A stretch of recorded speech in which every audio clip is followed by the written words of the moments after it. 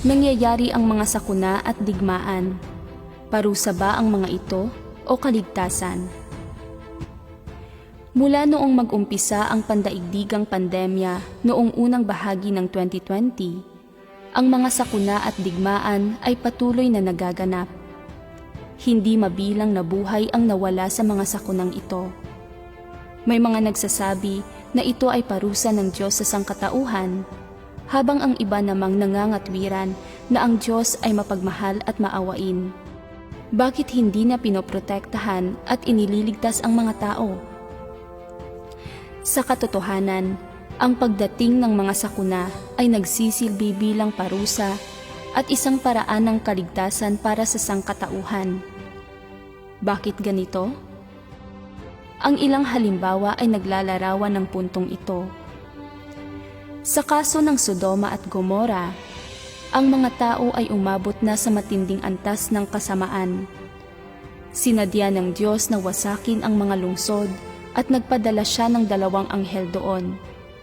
Sa halip na magsisi, ang mga tao sa Sodoma ay hinangad pang saktan ang mga anghel. Nang maglaon, maliban sa pamilya ni Lot na nagpoprotekta sa mga anghel, ang lahat, lalaki, babae, bata, pati na ang mga hayop at halaman ay naging abo. Sa gayon ding paraan, ang mga tao sa Ninive ay tiwali kagaya ng mga taga-Sodoma. Binigyan sila ng Diyos ng pagkakataon na magsisi nang ipadala niya si Jonas upang ipahayag ang nalalapit na pagkawasak ng lungsod. Nang marinig ito, pinangunahan ng hari ng Ninive ang lahat ng tao sa lungsod na magsuot ng kayong magaspang na may mga abo, nagtatapat ng kanilang mga kasalanan at nagsisi sa harap ng Diyos na sa huli ay tumanggap ng awa mula sa Diyos at naligtas.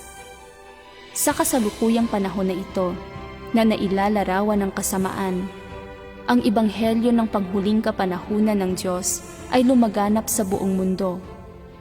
Gayunpaman, marami ang tumatanggi sa pagdating ng Diyos, lumalaban sa kanyang mga aral at kinukondina pa nga siya.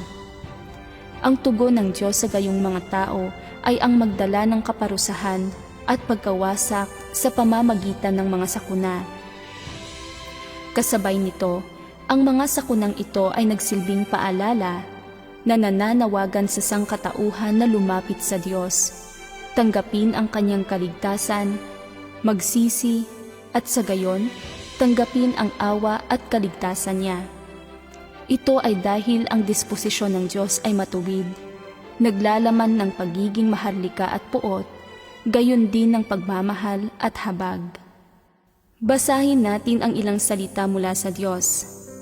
Ang habag at pagpapaubaya ng Diyos ay talagang umiiral, ngunit ang kabanalan at pagiging matuwid ng Diyos kapag pinapakawalan niya ang kanyang puot ay nagpapakita rin sa tao ng panig ng Diyos na hindi nagpapahintulot ng paglabag. Kapag kaya na ng tao na sundin ng ganap ang mga utos ng Diyos at kumilos alinsunod sa mga kinakailangan ng Diyos, masagana ang habag ng Diyos sa tao. Kapag ang tao ay napuno ng katiwalian, pagkamuhi at pagkapuot sa Kanya, napakatindi ng galit ng Diyos. Hanggang saan ang tindi ng kanyang galit? Mananatili ang kanyang puot hanggang hindi na nakikita ng Diyos ang pagsuway at masasamang gawa ng tao, hanggang sa mawala na ang mga ito sa kanyang paningin. Saka lamang mawawala ang galit ng Diyos. Sa kabila nito, paano mo naiintindihan ang patuloy na mga sakuna? Ano ang mga hakbang na nais mong gawin upang makamtan ang awa at kaligtasan ng Diyos? Huwag mag-atubiling ibahagi ang iyong mga saloobin sa seksyon ng mga komento.